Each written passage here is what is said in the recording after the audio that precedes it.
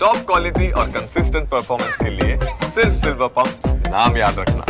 Nimesh sir, આગળ હવે ચર્ચા કરીએ. જે પ્રકારે ડિફેન્સ સ્ટોક્સ બહુ જ સરસ ચાલ્યા હતા, પ્રોફિટ બુકિંગ આવ્યું છે, ઓપોર્ચ્યુનિટી કોઈ શોધવી કે હજુ પણ થોડો સમય લેવો? આજનો ટોપ લૂઝર કોચિન શિપયાર્ડ છે. આ સિવાય રેલવેમાંથી, ઇન્ફ્રામાંથી જુઓ તો રાઇટ્સ, તીતાગઢ, આ બધામાં પ્રોફિટ બુકિંગ આવી ગયું છે.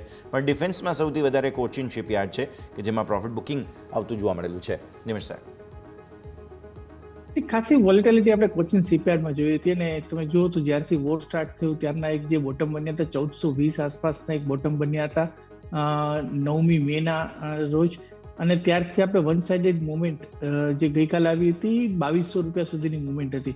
એટલે ઓલમોસ્ટ તમે જુઓ તો 700-800 પોઈન્ટની તેજી માત્ર 6 થી 7 સેશનની અંદર થઈ જવી એક સ્વાભાવિક છે પ્રોફિટ બુકિંગ આવું. પરંતુ અત્યારે તમે જુઓ તો હું માનું છું કે 1800 નો લેવલ એક સારો સપોર્ટ એરિયા છે. 1800 થી નીચેની તરફ 1670 એક સ્ટ્રોંગ સપોર્ટ એરિયા છે.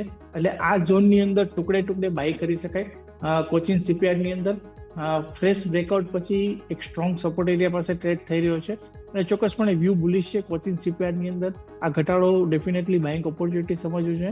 પરંતુ માત્ર ને માત્ર અત્યારે આપણે વોરની સિચ્યુએશન પતી ગઈ છે એટલે ફાસ્ટ મુવમેન્ટ જે પાછલા 7-8 સેશનમાં જોયું હતું કદાચ ફાસ્ટ મુવમેન્ટ તમને જોવા ન મળે, પરંતુ ઓલ ઓવર સ્ટ્રક્ચર જે છે એ બુલિશ સ્ટ્રક્ચર ઇન્ડિકેટ કરી રહ્યું છે. સ્ટ્રોંગ સપોર્ટ એરિયા પાસે ટ્રેડ થઈ રહ્યો છે એટલે કોચિન શિપયાર્ડની અંદર હું ખરીદી કરવાની સલાહ આપીશ. સેકન્ડ થિંગ, તમે બીજી વાત કરી તો બીજી ફંડામેન્ટલી જો વાત કરીએ તો HAL અને BEL ના કાઉન્ટર જે છે એ પણ વેલ્યુએશન થોડા મોંઘા થઈ ગયા છે, પરંતુ હજુ પણ કમ્પેરેટિવલી મને લાગે છે કે એ બે કાઉન્ટરની અંદર જે છે એ સ્ટ્રેન્થ જોવા મળી રહી છે.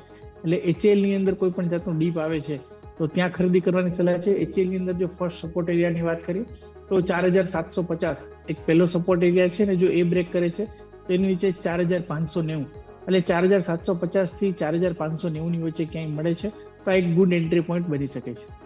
ઓકે, તો ઓવરઓલ વાત થઈ કોચિન શિપયાર્ડ અને સાથે HAL અને BEL કે જેની ઉપર તમારે ખાસ કરીને ફોકસ હોવું છે.